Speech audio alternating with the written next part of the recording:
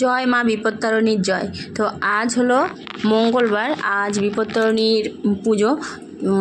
রথ থেকে পুজো, বিপত্তারিণী পুজো দুদিন হয়, মানে সোজা রথ থেকে আর উল্টো রথ পর্যন্ত যে কোনো শনিবার মঙ্গলবার। তো গত শনিবার হয়ে গেছে, আজকে মঙ্গলবার, এই দুটো দিন আজকেই লাস্ট। তো গতকাল আমরা বাড়ি এসেছি সোমবার পুরী থেকে। তো শনিবারে তো ওখানে ছিলাম, করা হয়নি পুজো, তো প্রতি বছরই করি। তো আজকে গতকাল বাড়ি এসেছি, আর গতকাল পর্যন্ত আমার ছুটি ছিল, কদিন ছুটি নিয়েছিলাম পুরী যে ঘুরে এসেছি তাই। আর আজকে বিপত্তারিণী পুজো করব, কিন্তু ছুটি চাইলে তো আবার সুপারভাইজার হয়তো ম্যাডাম বকবে, সেই জন্য ছুটি চাইলাম না। আর পুজো করতে গেলে না 13 রকম ফল 13 রকম ফুল নিয়ে অনেক নিষ্ঠার সঙ্গে পুজো করতে হয়, তা সেটা আর আমার আজকে হলো না। আমি আজকে উপোস করেছি, করে আমাদের সেন্টারের পাশেই একটা অন্নপূর্ণা মন্দির আছে। তো সেই মন্দিরে আমার সেন্টারে যাওয়ার কিছুটা আগে সেই অন্নপূর্ণা মন্দিরে এক পুরোহিত মশাই পুজো করেন, ওনাদের বাড়িতেই মন্দিরটা। তো উনি পুজো করেন আর ডোর বেঁধে দেন সবাইকে, সবাই এসে নিয়ে যায়, তার জন্য একটু সামান্য কিছু মূল্য নেয়।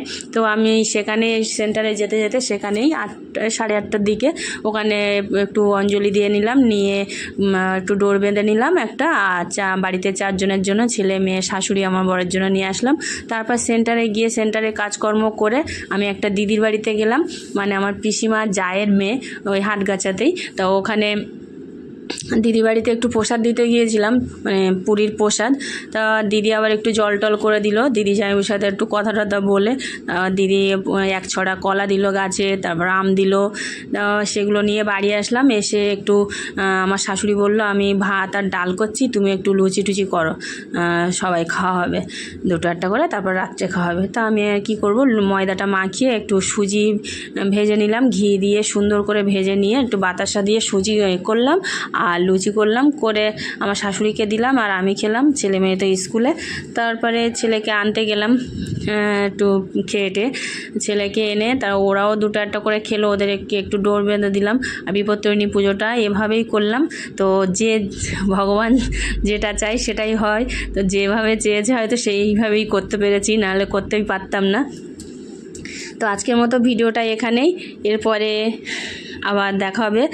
আর আমার পুরীর ভিডিও, অনেক ভিডিও আছে, বেশ লং ভিডিও, সেই ভিডিওগুলো দেব একটা ভিডিও, যেখানে কোথায় কোথায় বেড়াতে গিয়েছি, কি কি মন্দির কি আছে তার ডিটেলসে সেইগুলো বলবো, জানাবো।